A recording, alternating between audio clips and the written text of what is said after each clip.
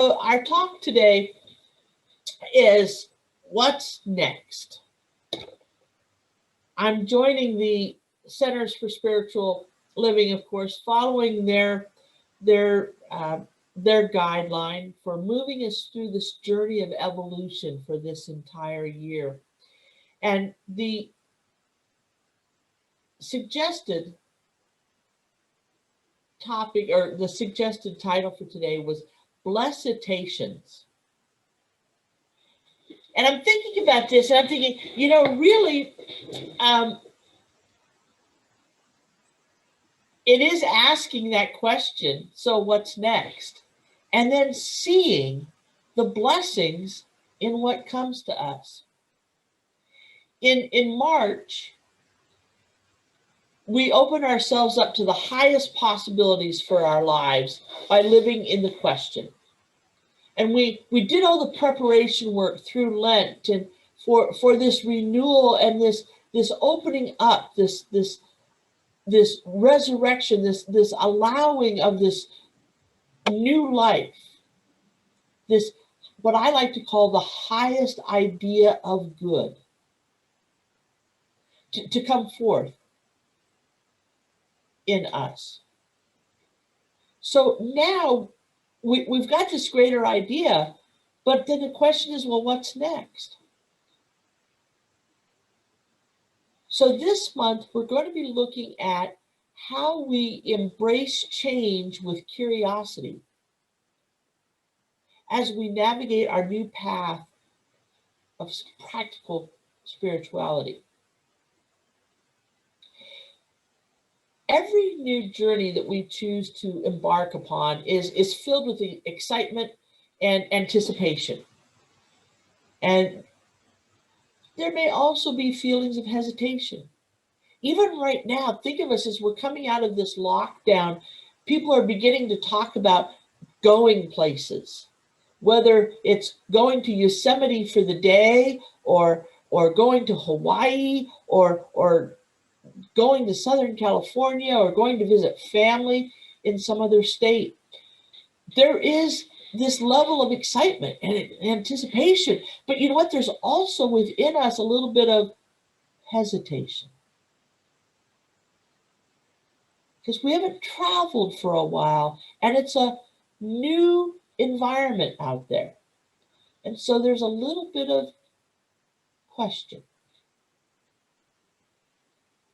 So this paradoxical state of anticipation and hesitation was termed blessitation. And that term was coined by Daryl Jones from the Soul Gym Ministries. So I like that word, blessitations. As we travel along, as we go about this personal inner journey of finding our highest good and living that life of our highest good, we are going to discover the blessings and also uncover our own hesitations. What I ask and invite you to remember is that we always have the opportunity to recognize the power of a blessing in whatever is before you. Whatever triggers us, we can greet it with curiosity and ask, what is the blessing in this? As we embark upon this journey of living out our highest good, the spiritual principle that I invite you to always keep before you. And sometimes this is a really hard concept to hold on to.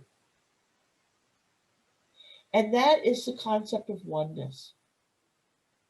Recognizing that we say, if God is everywhere, and if God is all there is, then we must hold on to the second piece of that, that everything in our life is of God.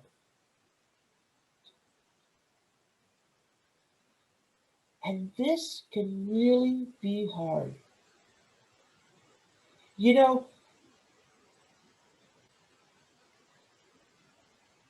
I spoke earlier that our country is hurting right now. We have families who are torn apart by these mass shootings.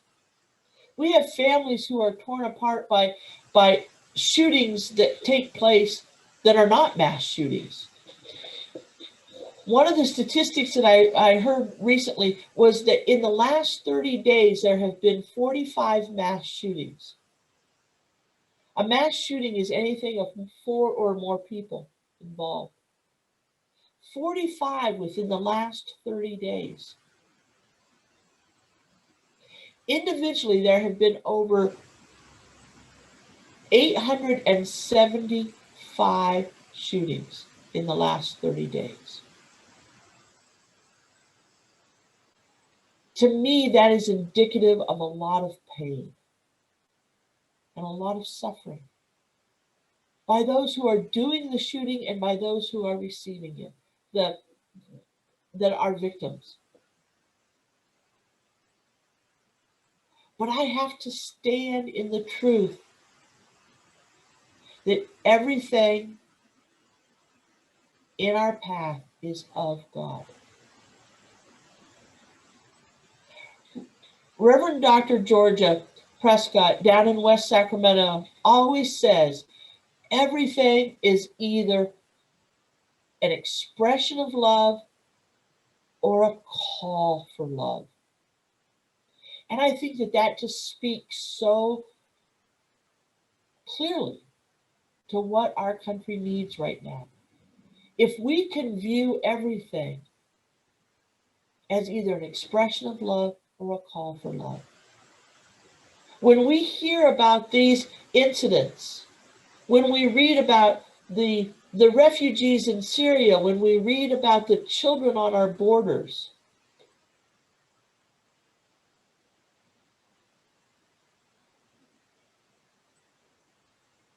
that becomes our prayer list. That becomes a call for prayer for us. As we move forward on our own personal journey, we will hesitate. And when we hesitate, that hesitation is symptomatic of us embracing our separation. We separate ourselves from the divine. And so when we see this out here happening, we know that is also a separation from the divine, of not remembering the truth of who we are. And so we are called to pray. We are called to recognize that everyone is of the divine and that all may understand and remember that. As we go along our journey and we get sidetracked, we want to stop and realign and remember the truth of the core concept of oneness is our divine nature. And as we see this out in the world, we are called to remember that others also need to realign and remember. And our prayer is that they may do that.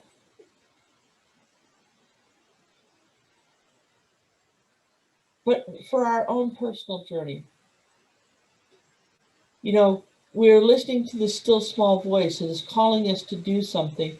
And so we do ask, what's next?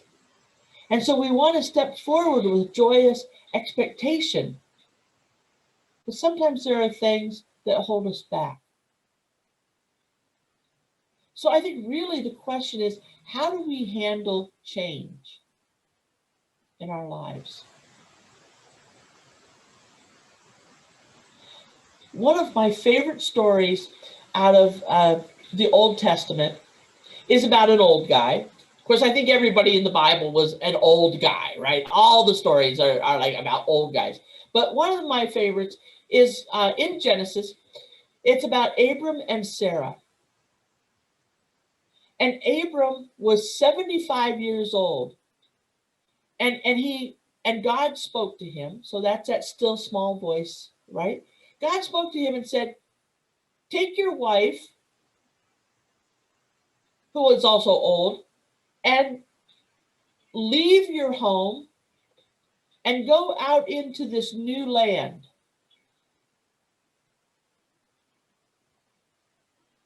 And God said, when you do this, I will be with you. I will go with you and I will bless you. And I will bless your family.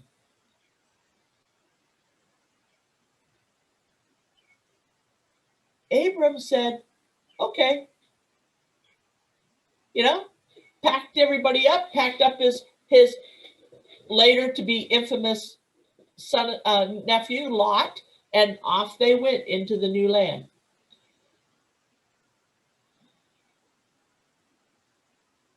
How do we begin our journey? Do we say, okay, that sounds good, I'll pack everything up and go do something? Or do we hesitate?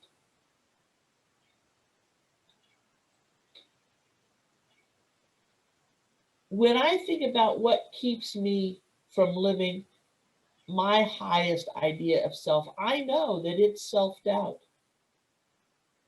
I think that's probably one of the biggest stumbling blocks. And what I need to remember is that God has given me all that I need. And so I need to trust and to just keep moving forward. But when doubt shows up, I need to remember that doubt is a circumstance of my human experience calling me to reconnect with my spiritual essence. And sometimes I need to remember that hesitation is also a blessing. Because I can be kind of like that bull in the kind of china shop that just wants to rush through things.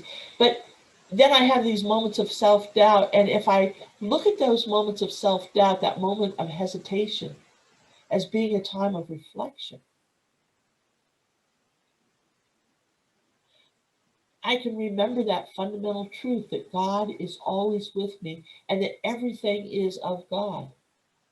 Even if I don't like what I'm experiencing, even if I don't understand what I'm experiencing, if I can stand for a moment and pause and be in that place of remembering that God is in everything. There isn't my life and God's life. There isn't that life out there and God's life. There is only one life. It is the life of God expressing through each and every one of us. And if we stay connected and realigned in that truth, in that focus of oneness, keeping our attention on the divine,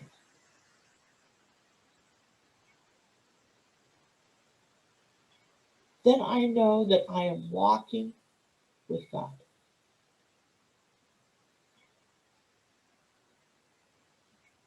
Sometimes what I'm doubting, and often this is when the doubt comes up, is when you come to a decision point and you have to decide to do one thing or another. One of the things for me is sometimes I think I don't trust that I have what I need to make the right decision. Maybe I don't have the right information. I don't have have I done my research? Have I really thought it through? Have I thought through the pros and cons? We each have our own process for making decisions. And sometimes I don't trust that I'm ready to make a decision. What I have to remember as I make a decision is that I am making the best choice with the information and the understanding that I have at this time. And I also need to remember that I can choose again and again and again.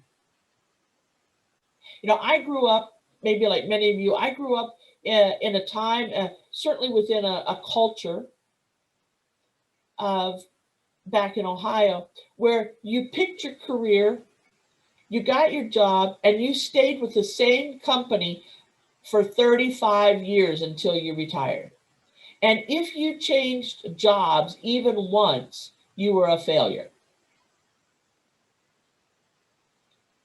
When I came along in my family, my dad often said, "Are you ever going to get one job and stick with it?" Because I changed careers multiple times and I did lots of different things. He says, "You're supposed to get one job and stick with it."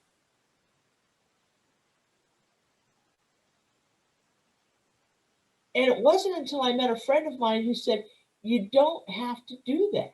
You can change because we have that choice. We have that ability to choose again, to choose again." And rather than thinking that we've made the wrong choice previously, be gentle with ourselves and remind ourselves, I made the best decision based on the information and understanding that I had at the time. Now, I have to tell you a funny story. This is about making, when I was working on these notes, working on the talk, I was reminded, as you know, I used to be a tour director, and I love to take people out for walks when I was out on tour. And I was thinking about a wrong decision that I made one time when I was out on tour. We were at the Devil's Tower National Monument in Washington, in Wyoming. And I'd been there numerous times. And I knew that there was a loop trail that would take us out to this really nice vista. And the particular group that I had this year, they had a good number of people who liked to walk. So I told them I was going to take them out on this trail. Now, in my mind, it was a short, easy walk. And I told them we'd be gone for about 15, 20 minutes. And there would be a great vista out there as our reward. Well, I got to talking to the people and pointing out this tree and that tree and everything. And we came to a fork in the trail, and I hesitated, and I hadn't really been paying attention to where we were. And the signpost, now those of you who have been out on trails know what I'm talking about. The signpost was weathered, and the paint was kind of chipping off, and both the descriptions and the distances were a bit sketchy. And I kind of looked at it, but I was also a little cocky because I'd been there before. And so I looked at it and said, "Oh, we're going this way." And we took off. Well, fortunately, both trails, left or right, were loop trails that ended up back at the parking lot. Unfortunately, rather than taking the trail that was 15 to 20 minutes long, I took the trail that was about 75 minutes long. When we got back,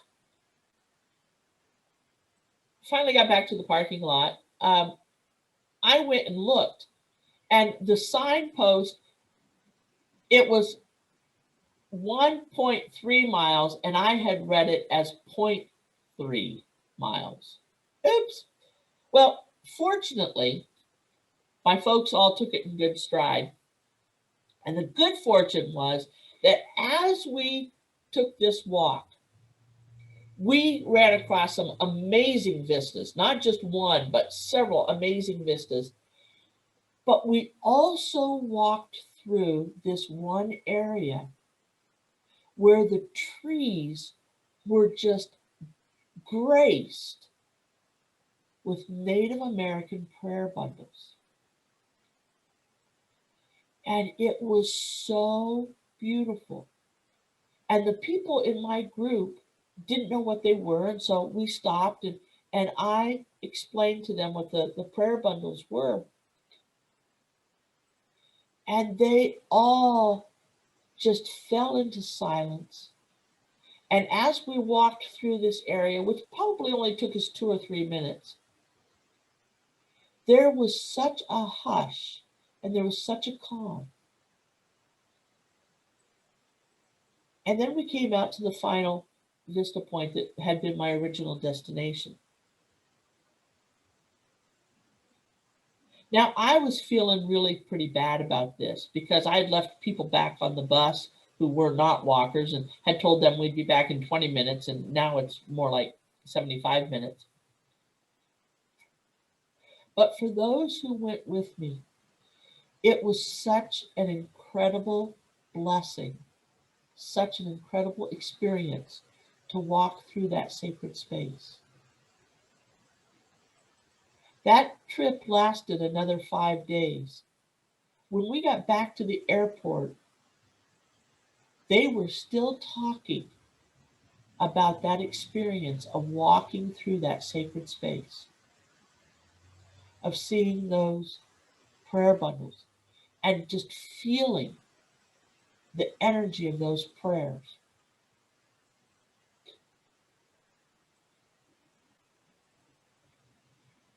When we walk with that joyous expectation of seeing good, we can be blessed. There can be blessings in the places that we don't expect them to be. But we need to be mindful, we need to be aware, we need to be open and receptive. And so as we go on our personal journeys, there are going to be forks in the road.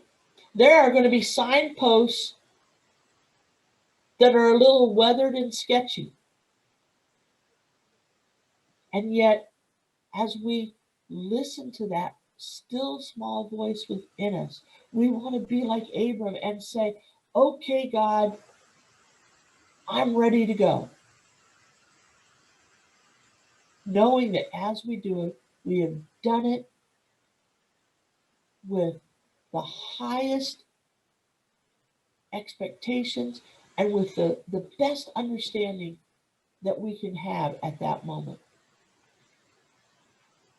And knowing that there'll be more forks, there'll be more opportunities to make choices again. We are living in a time of change. We've just gone through this year of change. We can embrace the changes, we can seek the blessings, or we can separate ourselves from the divine and view something as other than a vehicle of good. I choose to embrace the changes. Everything can serve us if we let it. The universe has given us an opening for choosing a new roadmap for our lives. And the one thing that we can do is look for the blessing in every experience, to live from a place of curiosity and a place of knowingness in the principle of oneness. We can view change as either something that is happening to us or for us. That's our choice. How do I want to experience this world? I choose to experience as everything is happening for me and as an opportunity to create a better world, not only for myself, but for everyone on the planet. And right now, our world is in need of the highest idea of good. Whatever your highest idea of good is, our world needs it. As a country, we're stumbling around through a myriad of situations that are challenging our human rights and our very sense of humanity. So now, more than ever, we are being called upon to live our highest self and to know the highest good of all people and all experiences, and to know that God is in everything.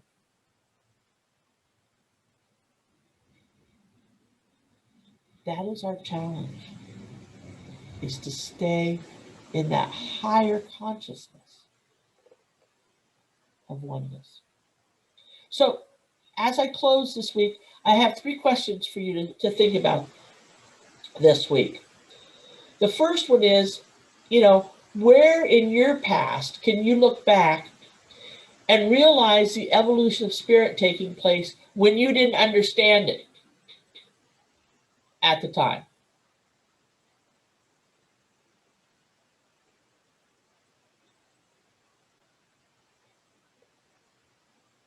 The second question is, when you are experiencing hesitation in life and you're not trusting God, who are you trusting? Where are you putting your trust when you're not trusting God?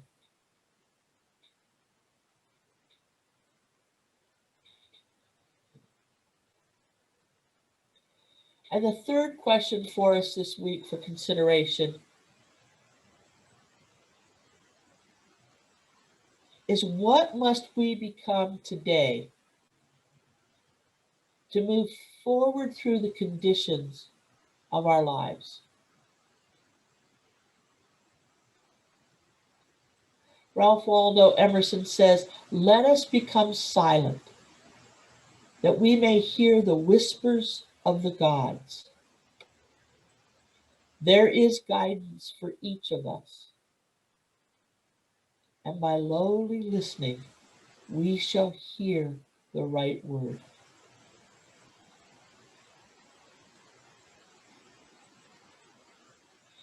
Emily Cady wrote in the Lessons of Truth, and I close with this quote: "As changes bombard our lives, we remember that everything is of the divine, and everything can be a blessing for us if we listen for the lesson. Let us listen with purpose and act as love. Turn to the divine presence within. Wait upon God quietly, earnestly, but consistently and trustingly, and you will spring up into a resurrected life of newness and power that you never dreamed of before." And so as we go out this week, our affirmation is, I embrace change with joyous expectation. I embrace the blessitation. Namaste.